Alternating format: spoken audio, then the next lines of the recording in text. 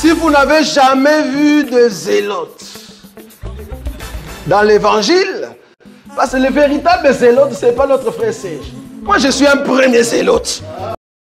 Au 5e verset, j'ai lu au nom de Jésus-Christ, 2 Timothée, chapitre 3. On commence au 1er verset jusqu'au 5e verset.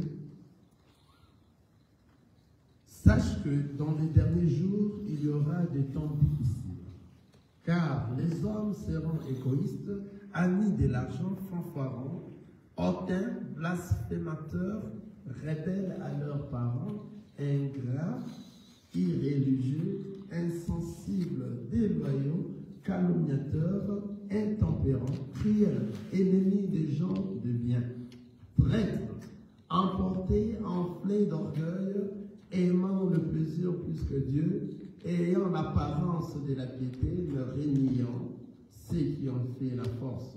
Éloigne-toi de ces hommes-là. Amen. Amen. Nous allons encore lire dans le livre de Matthieu,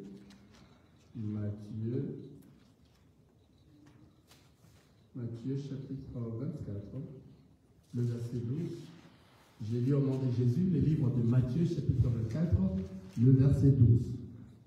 Et parce que l'iniquité se sera accrue, la charité du plus grand nombre se refroidira, mais celui qui persévérera jusqu'à la fin sera sauvé. Amen. Et la dernière parole que nous avions lue, c'est dans Deutéronome, chapitre 30, le verset, Deutéronome, chapitre 30, le verset 15. Le livre de Deutéronome, c'est dans l'Ancienne Alliance, chapitre 30, le verset 15.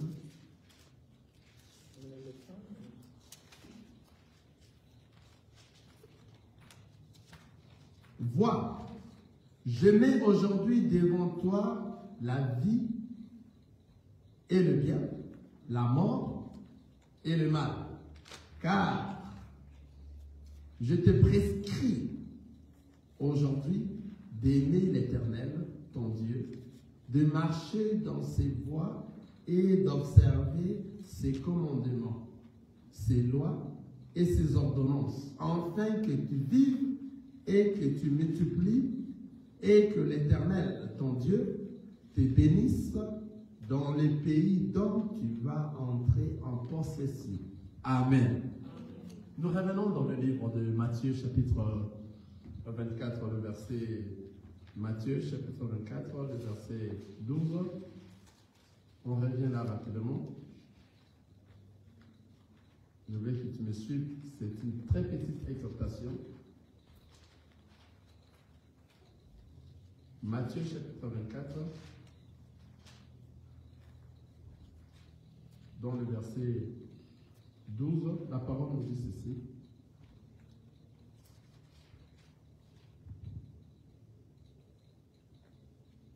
Et parce que l'iniquité se sera accrue, la charité du plus grand nombre se refroidira. Mais celui qui persévérera jusqu'à la fin sera sauvé. Alléluia. La charité qu'on est en train de parler ici, c'est l'amour. Alléluia. Dans d'autres versions, on dit l'amour du plus grand nombre se refroidira. Alléluia. Donc, c'est-à-dire l'amour qu'on est en train de parler ici, ce n'est pas l'amour du monde. C'est l'amour que toi, tu as envers ton Dieu. Alléluia. Dans l'amour qu'on est en train de parler ici, si toi tu as l'amour envers ton Dieu, c'est ainsi que tu auras l'amour avec l'autrui. Quelqu'un est en train de voir ça? C'est-à-dire la charité du plus grand nombre. L'amour du plus grand nombre se refroidira. Quand? Nous avions vu ça dans Timothée. Quand est-ce que l'amour du plus grand nombre se refroidira? Le livre de Timothée nous dit ceci. Regardez. Quand est-ce que l'amour du plus grand nombre se refroidira? Qu'est-ce qu'on est en train de parler là-bas? 2 Timothée chapitre 3, c'est là où nous étions en train de lire. Sache que dans le dernier jour, il y aura des temps difficiles. Alléluia. L'amour du plus grand nombre se refroidira dans les derniers jours parce qu'il y aura des temps difficiles. C'est quoi l'amour? Comment cet amour est? Comment est-ce que ça doit se refroidir? C'est l'amour que toi tu as envers le Seigneur Jésus-Christ. C'est de cet amour qu'on est en train de parler ici. L'amour du plus grand nombre se refroidira. C'est-à-dire, nombreux de gens n'auront plus l'amour de Dieu. Même venir à l'église, ça sera quelque chose de... Il faut bousculer les gens. Venez à l'église pour écouter la parole. Nombreux n'auront plus cet amour dans ces temps que nous sommes. Car, on nous a dit, sache que dans le dernier jour, il y aura des temps difficiles. Quand est-ce qu'avaient commencé les derniers jours? Alléluia. Quelqu'un peut me dire ça? Quand est-ce que les derniers jours ont commencé? Parce qu'on ne peut pas dire que les derniers jours ont commencé maintenant. Alléluia. Quand est-ce que les derniers jours ont commencé? Les derniers jours ont commencé le jour de la Pentecôte. Alléluia. Donc c'est depuis ce jour-là que les derniers jours ont commencé. Alléluia. On va voir le livre des Actes des Apôtres. Regardez. Allons-y rapidement dans le livre des Actes des Apôtres. Ça doit être le chapitre 2, verset 14.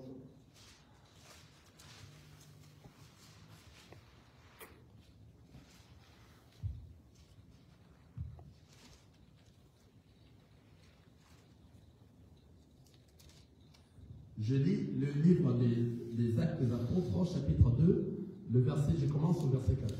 Alors Pierre, se présentant avec les 11, éleva la voix et leur parlant en ces termes. Anges, et vous tous qui séjournez à Jérusalem, sachez ceci et prêtez l'oreille à mes paroles. Ces gens ne sont pas ivres comme vous le supposez, car c'est la 3e heure du jour. Mais c'est ici ce qui a été dit par le prophète Joël. Dans le dernier jour, dit Dieu. Alléluia. C'est-à-dire les derniers jours avaient commencé le jour de la Pentecôte. Quelqu'un est avec moi? Alléluia. Maintenant nous comprenons, n'est-ce pas? C'est-à-dire les derniers jours ont commencé le jour de la Pentecôte. Alléluia. Le jour où le Saint-Esprit est descendu, ne dormez pas. Réveillez-vous. Le jour où le Saint-Esprit est descendu aux apôtres. Le jour où le Saint-Esprit est descendu, le ciel est ouvert et le Saint-Esprit est descendu. C'est ce jour-là que les derniers jours ont commencé. Alléluia. Maintenant, le livre de Timothée nous dit, sache que dans les derniers jours, il y aura des temps difficiles. Quels sont ces temps difficiles? Vous voyez, hier, on n'a pas eu tout le temps d'expliquer tout ça parce qu'on nous a donné 10 minutes. Ah, moi, je me suis dit 10 minutes pour l'exhortation. Non. Pour les choses de Dieu, il faut que nous fassions au moins des milliards de minutes. Alléluia. 10 minutes, c'est trop peu. Alléluia.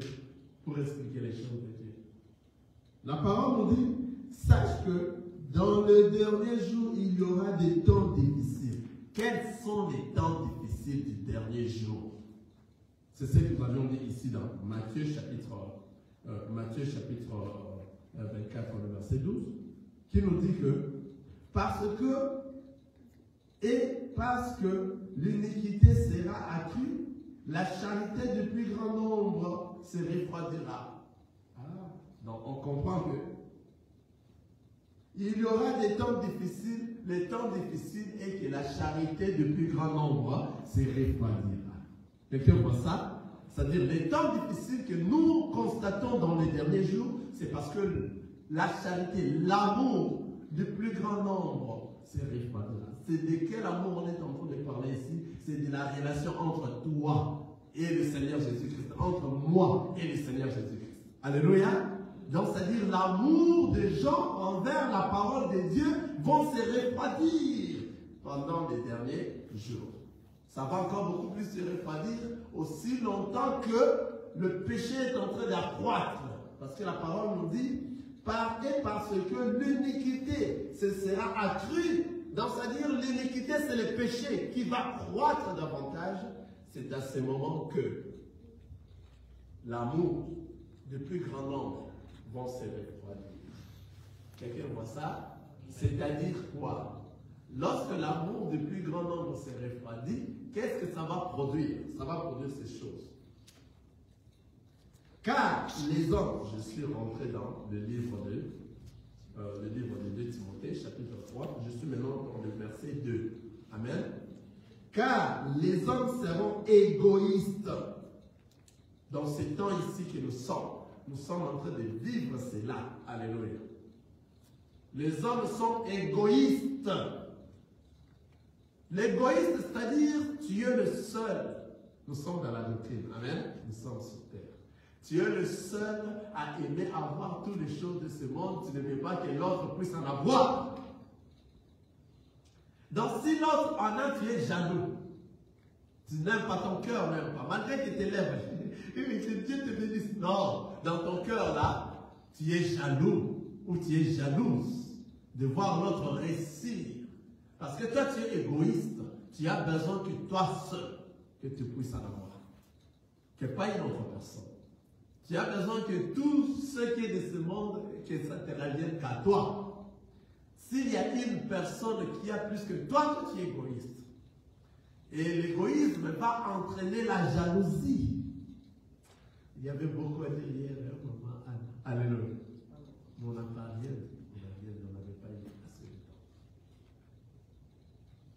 C'est-à-dire, l'égoïsme entraînera la jalousie. Tu ne verras pas que les autres réussissent. Tu peux être là content. Tu vois que l'autre, dans tes lèvres, c'est comme ça, mais dans ton cœur, ne dis pas ce que dit tes lèvres. C'est-à-dire que tu auras l'apparence. Alléluia. L'apparence. Cette apparence fera que toi, parce que tu es ainsi, l'amour du plus grand nombre fera quoi? Se refroidira. Donc, c'est-à-dire que tu n'as plus l'amour avec ton Dieu, c'est pour cela que toi, tu es ainsi. Parce que lorsque le Seigneur a laissé, est parti, il nous a dit, je vous laisse l'amour, la joie et la paix. Alléluia. Une personne qui a toutes ces capacités, il a le Seigneur Jésus. Dans lui. Alléluia. La parole nous dit, car les hommes seront égoïstes, amis de l'argent, fanfarons, hautains, blasphémateurs, rebelles à leurs parents, ingrats, irréligieux. Donc la parole nous dit, les hommes seront égoïstes, amis de l'argent. Dans les derniers jours, les hommes seront égoïstes, amis de l'argent, ils aimeront de l'argent plus que la parole de Dieu. C'est-à-dire, la parole de Dieu ne sera plus importante à sa place. Aujourd'hui, lorsque nous sommes en train de prêcher la parole, nous sommes en train d'inviter les gens, venez pour écouter la parole, les gens nous voient comme si ce sont des emmerdeurs. Nous sommes en train de les emmerder. Amen.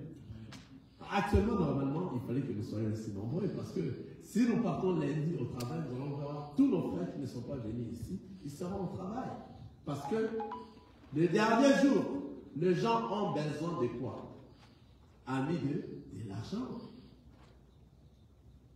Pour s'occuper de quoi? De leur propre corps, de leur propre besoin. Ils s'occupent des choses qui sont extérieures, mais les choses intérieures, qui est la vie éternelle, ils ne s'en occupent pas. Ce temps ici que nous sommes, c'est un temps très dangereux. C'est un moment très dangereux. Beaucoup vont glisser. Vous savez glisser, le glissement ici, je dis en sorte de rater l'enlèvement. C'est-à-dire, beaucoup vont glisser. Nombre de ceux qui sont réellement des vierges seront parmi les vierges pauvres. Alléluia. C'est-à-dire quoi? Amis de l'argent, les gens aiment chercher de l'argent que de venir écouter la parole de Dieu, que de marcher à la crainte de la parole de Dieu. S'il s'agit des choses de Dieu, les gens ne sont pas bougés, ne sont pas motivés. Donc, pour leur motiver, il faut que le pasteur, il faut que d'autres frères qui sont motivés leur disent, allons-y à l'église comme des enfants. Si vous ne dites pas ça, personne ne va t'appeler, personne ne te dira allons-y à l'église, personne ne va être motivé tel que nous sommes aujourd'hui, personne ne nous a poussé de venir ici, mais c'est le Saint-Esprit, parce que nous l'avons reçu, nous sommes motivés dans ça, c'est pour ça que nous sommes là. Mais il ne fallait pas que nous soyons comme ça, il fallait que nous soyons nombreux, parce que nombreux donnent des raisons. Alléluia. Il n'y a pas de raison pour ne pas venir à l'église. Il n'y a même pas une raison. Si c'était ainsi, il faut que nous donnions aussi des raisons pour ne pas aller au travail. Maintenant, regardez, l'église est plus loin, très loin, plus supérieure que le travail. La parole de Dieu, j'ai dit, je ne parle pas de l'église ici, je parle de la parole de Dieu, qui est plus supérieure que le travail. Plus supérieure même que toute chose. C'est ce qui doit être placé à la première position. On est là aujourd'hui parce qu'on est poussé par le Saint-Esprit. Nous devons être motivés à venir à la parole, à suivre la parole de Dieu. Nous devons être motivés à écouter la parole de Dieu. Parce que c'est cette parole qui va transformer l'homme intérieur dans nous. Et c'est ainsi que nous allons habiter ensemble avec le Christ. Une fois que nous ne sommes pas encore motivés par le Saint-Esprit, c'est-à-dire le Saint-Esprit n'est pas en nous, donc c'est-à-dire ne t'appelle pas que tu es enfant de Dieu et tu es chrétien. Non. Un chrétien, c'est celui qui suit, qui poursuit la parole à tout moment et met en pratique cette parole à tout moment, à chaque instant. Personne ne peut te dire, allez-y à l'église. Non. C'est l'Esprit de Dieu qui est dans toi. Je vois souvent le frère Flori, la sœur Lucie, je vois la sœur Anne qui vient de très loin. Hier, lorsque nous étions en train de partir à Jacksonville, le frère Nestlé qui me dit, waouh, le frère Anola, la sœur Anola vient d'ici. J'ai dit oui, le frère Charles aussi vient d'ici. La sœur Lucie vient d'ici. Là où nous partons, on était en cours de route, on partait. Il a posé beaucoup de questions. Vraiment, ils viennent jusqu'à la barrage. J'ai dit oui. Parce qu'ils sont poussés par l'Esprit du Seigneur. Et vous les voyez chaque jour, chaque dimanche. Ils sont là. Ce n'est pas une personne. Vous voyez, je reste assis comme ça à la maison. C'est la sœur qui m'écrit, venez nous chercher à la maison. Venez nous chercher, on est déjà prêts. C'est l'Esprit du Seigneur qui t'a touché. Ce n'est pas une personne. Nous, on est là juste pour réveiller un peu nos frères qui sont égarés. Mais on n'est pas là pour vous pousser, brutaliser. Tu dois venir à tout moment. Viens à l'église, non? Viens à l'église, non. Une fois que nous te l'avons déjà dit, maintenant tu es venu, tu as écouté la parole. Et la parole t'a touché, t'a transformé. Et que réellement tu comprends que c'est cet endroit que je dois aller pour écouter la parole, afin que je puisse nourrir l'homme intérieur pour hériter le royaume des cieux. Mais ça va être automatique. Alléluia. Alléluia. Poussé par l'Esprit du Seigneur, parce que tu as déjà écouté la parole. Il y avait une autre fois, le frère Nestlé était malade. Il m'a envoyé le texte de ça. Aujourd'hui, je ne t'aime pas à l'église. Je ne me sens pas bien. Je l'ai appelé pour dire, waouh, ok, ça va, j'ai reçu ce message. D'un coup, il a changé. Il a dit, non, je me suis senti bien. Je dois venir. Malgré cela, je viendrai quand même. C'est quoi? C'est l'Esprit qui est en lui. Alléluia. C'est l'Esprit qui est en lui qui le dirige. C'est-à-dire, je peux être là, te bousculer pour aller à l'église, mais si tu n'as pas le Saint-Esprit dans toi, je ne fais rien. Je ne fais rien. C'est-à-dire, les jours où moi je ne serai pas là, toi tu ne viendras pas parce que c'est moi qui est en train de te bousculer. Il faut que tu reçoives le Seigneur Jésus-Christ habite dans toi. C'est lui, le Saint-Esprit, qui va t'orienter, qui va te faire discerner le bien et le mal à tout moment, à chaque instant. Personne d'autre. C'est toi maintenant qui va bousculer, influencer les autres. Et tu vas leur parler de notre Seigneur Jésus-Christ. Tu vas leur motiver, afin que nous soyons à l'église pour écouter la parole de Dieu. Afin que partout on parle de la parole de Dieu dans la vérité. L'Esprit Saint qui est dans toi va te révéler réellement cette parole. C'est ça réellement que tu dois suivre qui va t'aider pour retourner à la maison. Maintenant, nous parlons dans ces temps ici finissants, dans les derniers jours, dans ces temps finissants. Les gens n'ont plus cet amour-là. Les gens ont l'amour des choses décevantes. L'amour de l'argent, on a dit ici. Fanfarons, hautains, blasphémateurs, amis de l'argent, rebelles à leurs parents, ingrats, irréligieux. L'ingratitude. L'ingratitude qu'on parle ici, ce n'est pas contre les autres, ce n'est pas contre le monde, c'est contre le Seigneur Jésus-Christ. Il t'a donné la vie le matin. Ce n'est pas de ta force que toi tu t'es réveillé. Vous comprenez l'ingratitude? Malgré que tu t'es réveillé en très bonne santé, c'est les jours pour aller écouter sa parole, tu refuses de venir, tu refuses. Tu vois que tu es ingrat, tu es vraiment ingrat. Il t'a donné la force.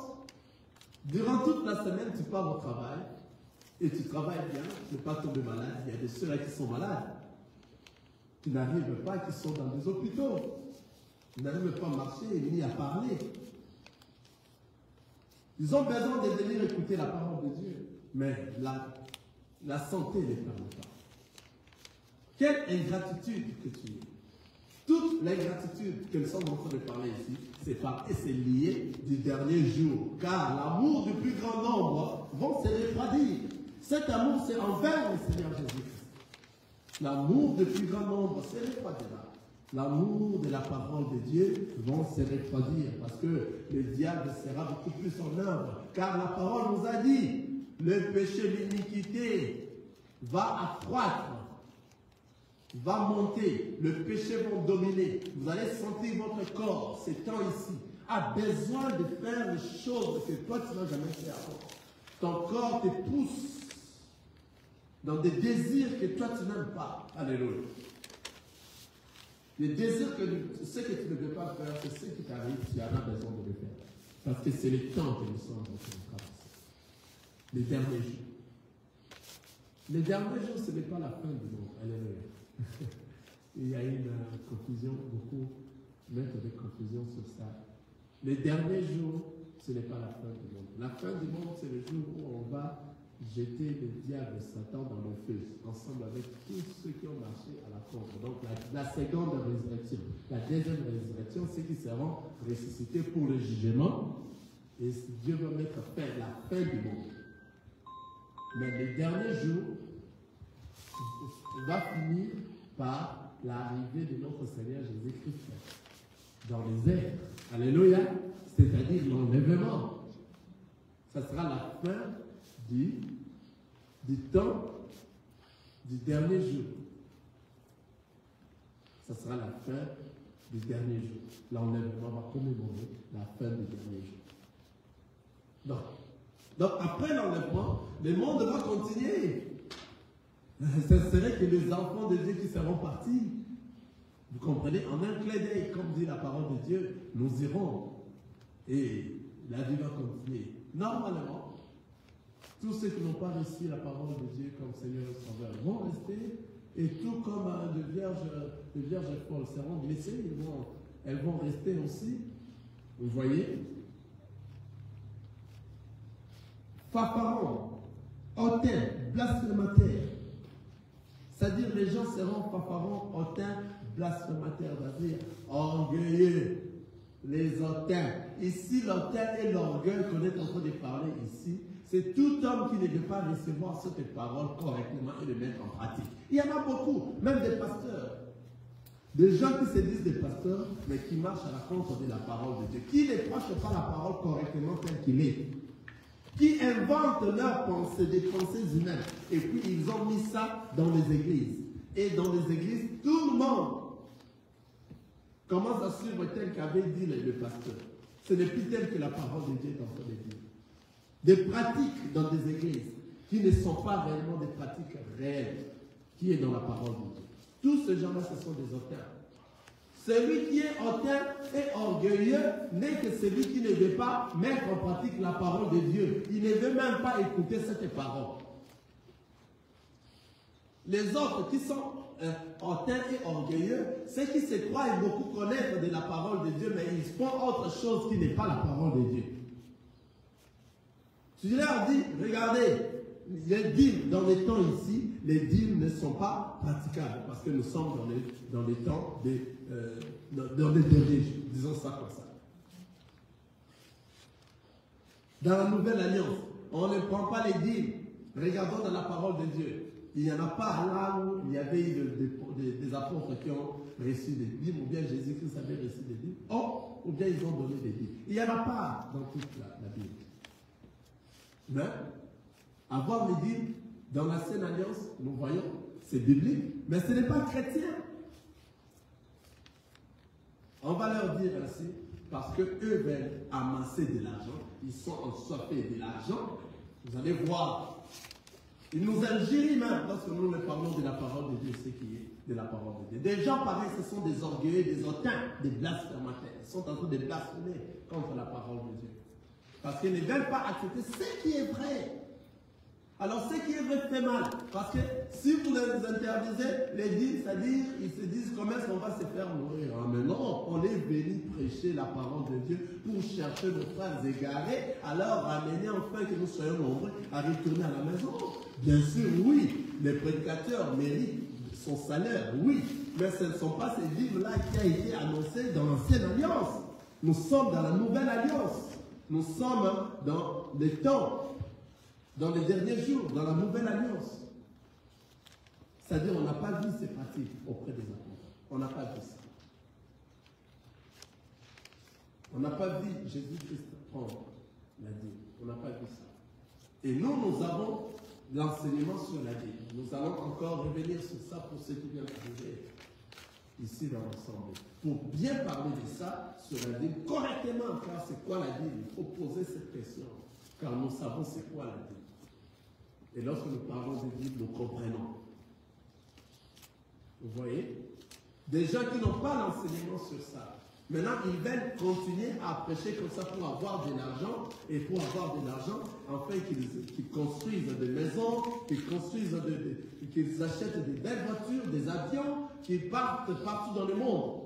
Ils sont en train de voler, car ils ne disent pas la parole de Dieu. Et le Seigneur nous a dit, dans les temps de la fin, les gens vont utiliser la parole de Dieu pour voler.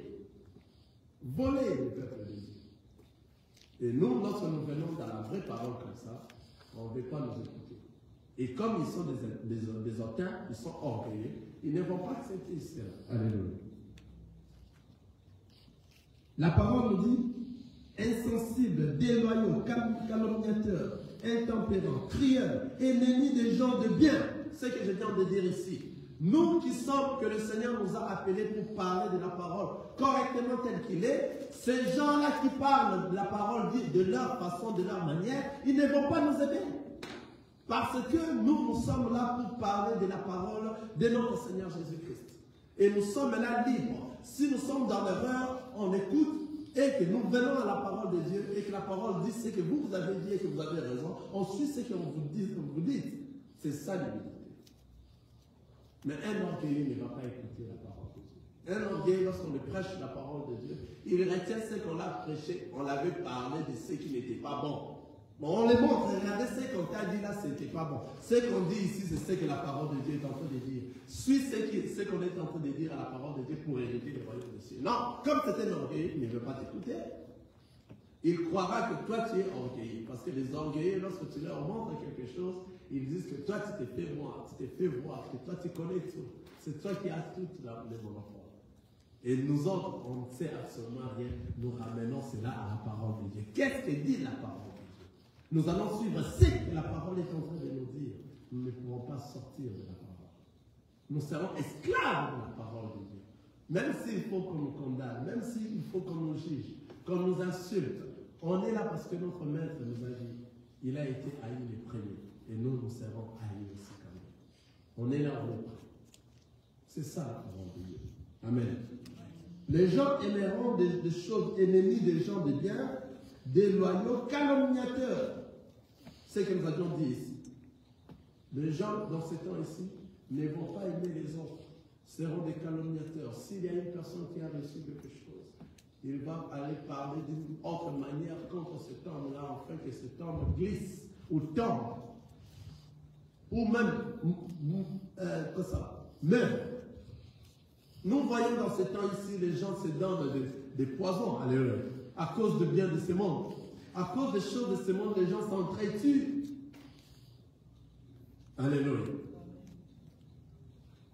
Les gens seront des traîtres, emportés en feu d'orgueil, aimant les plaisirs plus que Dieu. Aimant le plaisir plus que Dieu, les choses de ce monde. Alléluia. Ils sont en train d'aimer les choses de ce monde plus que Dieu. Les gens seront fanfarons, aimant le plaisir plus que Dieu. Ingrats. Traître. Tu l'amènes ici, tu le prends, il est de très loin, il est venu. Traître contre la parole de Dieu. Traître contre les autres. Toi, qui as et que le Seigneur a mis devant lui, afin que tu puisses l'aider, tu l'as ici chez toi, un homme qui couche avec ton frère et qui couche avec ta femme parce que toi, tu l'as ici chez toi. Il y a des choses par exemple qui se passent que ça, les temps que nous sommes. Tu as pris quelqu'un, tu l'as mis chez toi parce que sa situation ne marchait pas, mais arrivé chez toi, la personne commence à coucher avec ta femme. Alléluia. Ce sont des choses que nous sommes en train de dire. Alléluia. Ce sont des gens, des traîtres. Plaisir, le plaisir des choses de ce monde, le plaisir des choses de ce monde. Tu n'as pas encore mis en parole, tu n'as pas encore mis au sérieux la parole de Dieu. C'est-à-dire, tu dois avoir une femme, tu dois te marier, mais tu passes dans des fornications. Nous voyons ça dans ces temps ici. Il y a pas mal de fornications, pas mal de femmes qui sont mariées, qui couchent avec des hommes mariés, qui couchent avec des jeunes filles et des jeunes hommes, des hommes qui sont mariés, qui couchent avec des petites filles, avec d'autres femmes mariées. Nous sommes en train de voir ça parce que le péché, nous sommes dans les derniers jours, le péché est en train d'accroître. Il y a d'autres qui travaillent le matin, d'autres qui travaillent le soir. Ceux qui travaillent le matin ont des petits chéris à côté qui viennent à la maison même, coucher au même lit. Là où vous couchez avec des femmes, là où vous êtes ensemble avec votre mari, ou bien votre femme. Ceux qui travaillent le soir aussi, lorsque l'autre part au travail, nous voyons les autres qui viennent pour faire ça ensemble. Donc, c'est-à-dire, ils sont déjà habitués. Pourquoi? Parce que le péché est accru. Mais vous allez les voir venir à l'église écouter la parole de Dieu. Ils n'ont pas écouté cette parole. Une fois que tu écoutes la parole, tu ne vas pas rester la même personne. Car la parole va te changer. Tu peux être là, mais tu n'écoutes pas. Car il a dit, vous avez des oreilles, mais vous ne comprenez rien. Mais vous n'écoutez pas. Celui qui écoute la parole de Dieu, la parole change sa vie. La parole transforme sa vie. Ce ne sera plus ce que tu étais avant. Tu es devenu une nouvelle créature dans le Seigneur.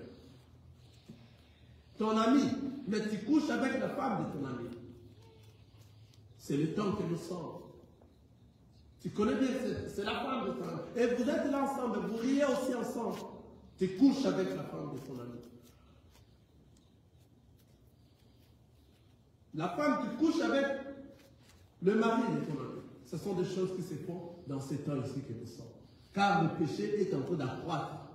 Et nous, les enfants de Dieu, comme c'est la parole de Dieu, la parole nous dit lorsque le péché va accroître, c'est à ce moment que le Seigneur Dieu va venir récupérer l'Église. C'est-à-dire nous sommes en train de dire que tout va bien. Alléluia.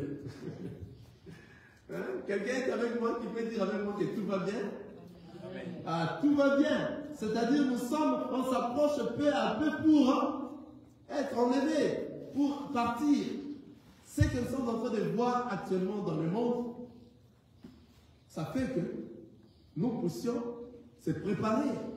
Donc, c'est-à-dire que ce ne sont que les enfants de Dieu qui voient réellement que nous sommes prêts à partir. C'est à partir de ce qui se passe. Des femmes mariées qui sont devenues très impolies, qui suivent les choses de ce monde. Ce qu'on dit au monde, c'est ce qu'eux vont suivre. Ce que dit les maris à la maison, elles ne suivent pas ça.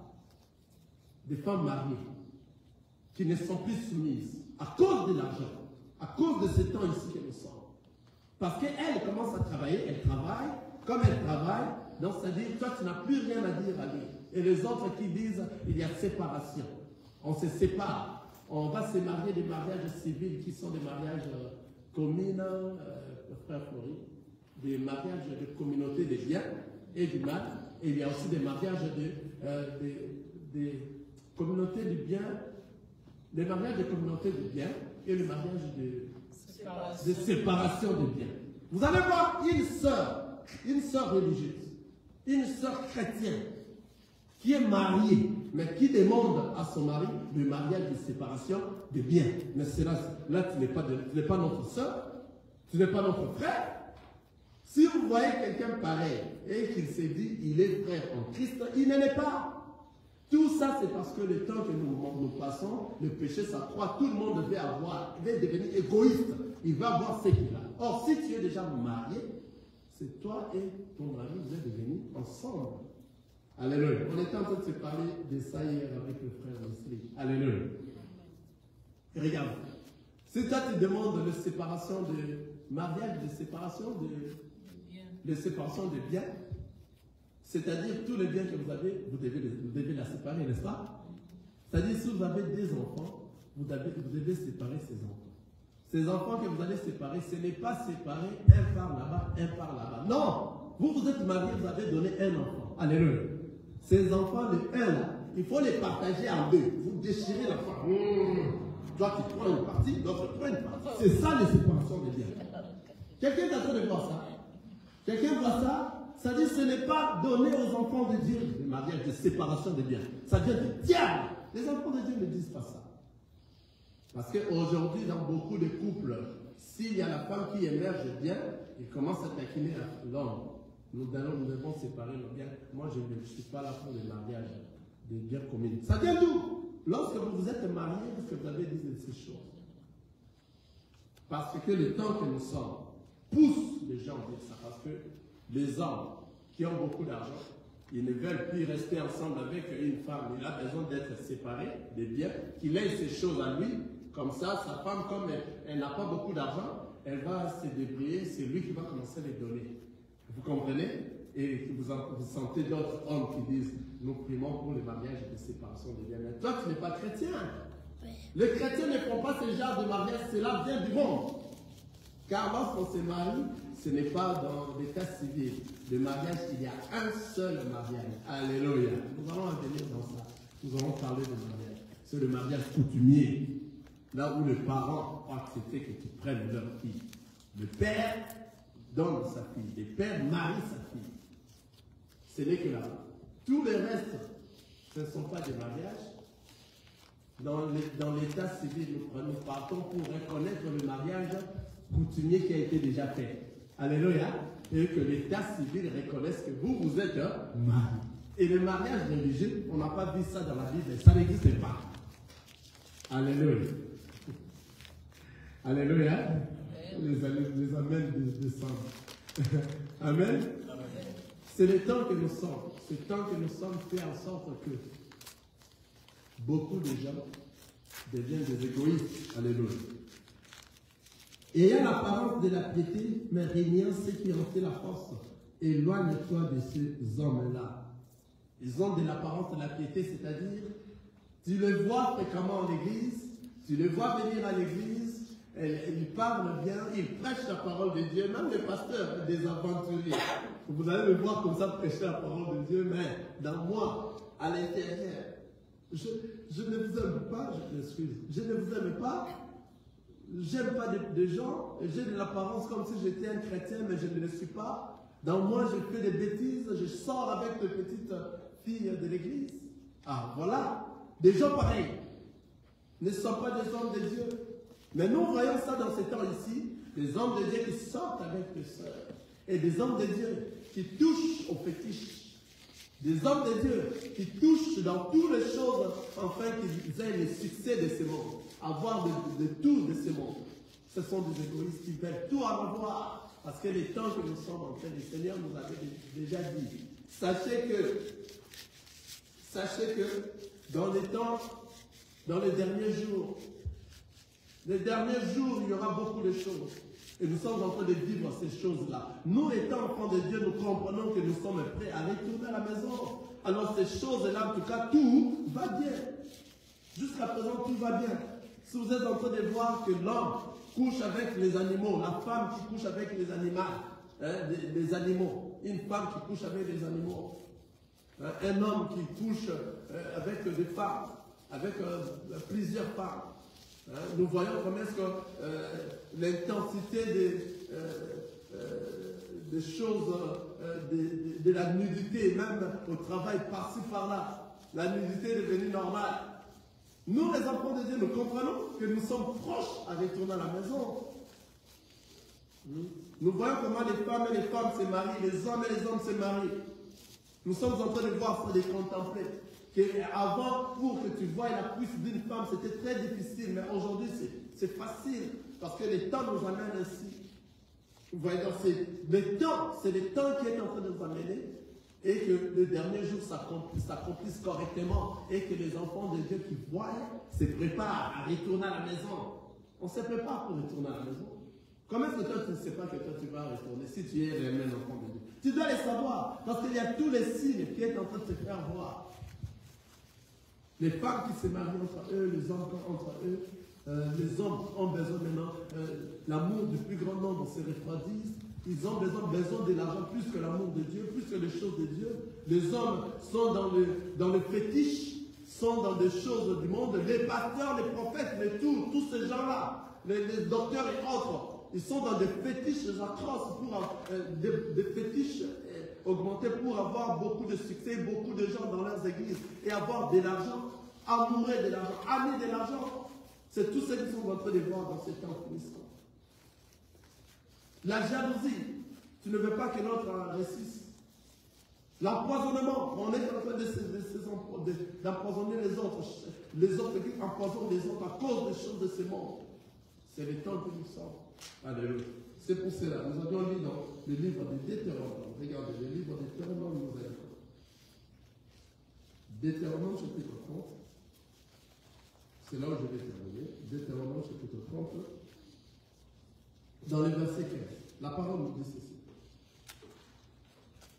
Vois, je mets aujourd'hui devant toi la vie et le bien, la mort et le mal. Car je te prescris aujourd'hui d'aimer l'Éternel, ton Dieu, de marcher dans ses voies et d'observer ses commandements, ses lois et ses ordonnances, afin que tu vives et que tu multiplies et que l'Éternel, ton Dieu, te bénisse dans les pays dont tu vas entrer en possession.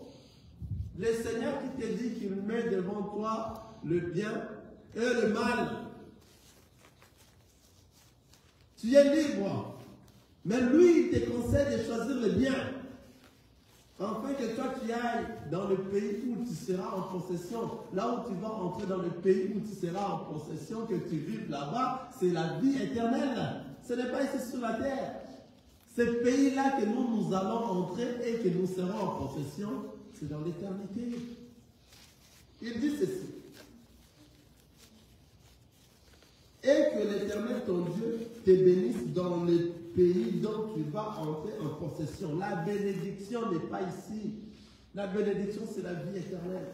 Le pays où nous allons entrer en possession, c'est dans le royaume des cieux. C'est en Jérusalem nouvelle. Cela veut dire qu'après ta mort, toi tu vivras. Alléluia. Celui qui est avec moi, qui soulève sa main, amen. Si toi tu vivras réellement, soulève ta main. Alléluia. Amen. Donc, après ta mort physique ici, toi tu ne peux jamais mourir. On a déjà parlé de ça.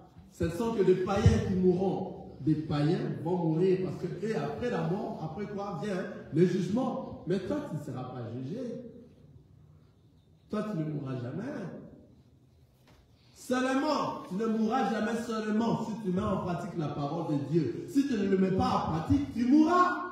L'enfer t'attend. La Bible ne ment pas. Les gens nous refusent de ne pas dire ça. On ne prêche pas que non, si tu fais du mal, tu vas entrer en enfer. Mais c'est ce que la Bible dit. C'est ce que la Bible dit.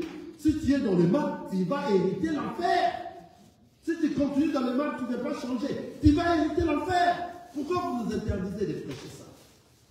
L'enfer existe. Et tout ce qui est dans la Bible est vrai. C'est vrai. Comment vous nous empêchez de ne pas dire ça? Nous allons dire ça. C'est ce que dit la Bible.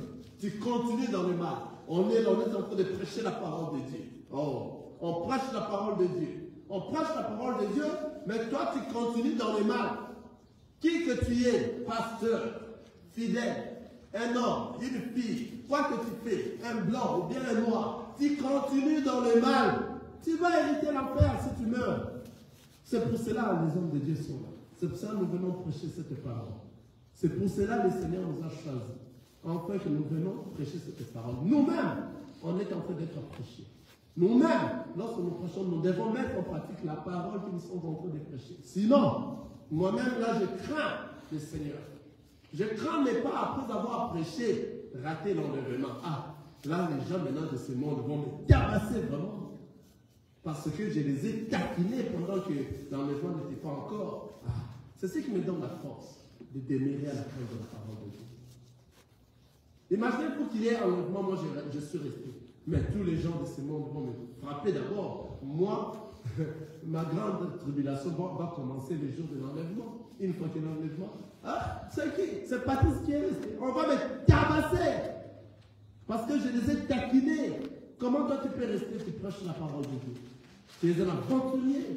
C'est ces jours-là que nous allons constater, nous allons remarquer qui réellement sont là, qui marchent à la crainte de la parole de Dieu et qui ne le marchent pas. Aujourd'hui, nous pouvons tout parler, mais réellement ce que tu fais seul, lorsque tu es toi-même, est-ce que tu marches à la crainte de la parole de Dieu? Tu peux prêcher cette parole. Est-ce que toi, réellement, toi, tu fais ce que tu prêches? La parole nous interpelle tous.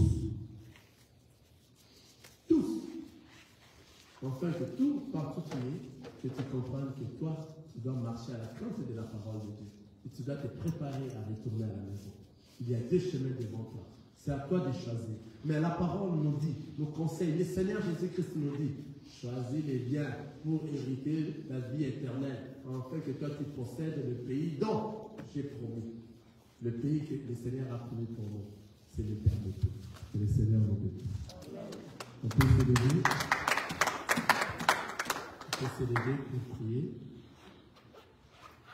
Lève-toi là où tu es. Tu vas dire à Dieu, tu as besoin de lui pour te soutienne.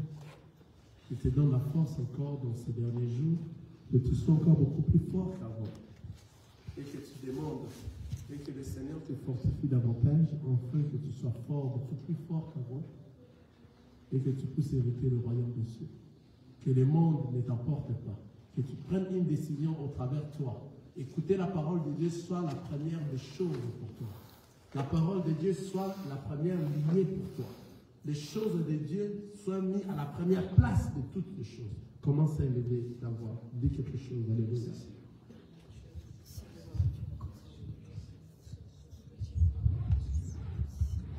Éternel Dieu le roi, nous venons auprès de toi ensemble, avec toute l'ensemble, demander, te supplier, Seigneur, que tu nous soutiennes, car nous-mêmes nous ne le savons pas. Regardez le monde nous emporte avec tout ce que le monde veut, et que le monde nous amène en fait que nous ne puissions pas te voir. Or, nous, on a besoin de te voir. Seigneur, aide-nous, aide chacun de nous. Continue à prier, continue à prier. Seigneur, aide chacun de nous, afin que nous soyons forts, et que nous ne soyons pas emportés aux vagues de ce monde. Que nous soyons éternels, saisis par ta main, et que tu nous indiques le chemin à suivre, afin d'arriver là où tu es, Seigneur Jésus. On ne veut pas être distrait. Nous ne voulons pas être glissés, laissés après l'enlèvement. Nous voulons être enlevés ensemble avec tous ceux qui seront élus pour te voir bientôt dans les airs. Fortifie nos âmes éternelles au travers de nous, ceux qui sont fatigués éternels, que toi tu mettes l'enseignement dans nous, que nous puissions les édifier et que toi seul tu parles au-dedans de nous, afin de soutenir ceux qui sont tombés, ceux qui sont fatigués à se mettre debout et à continuer la marche jusqu'à ce que tu viendras.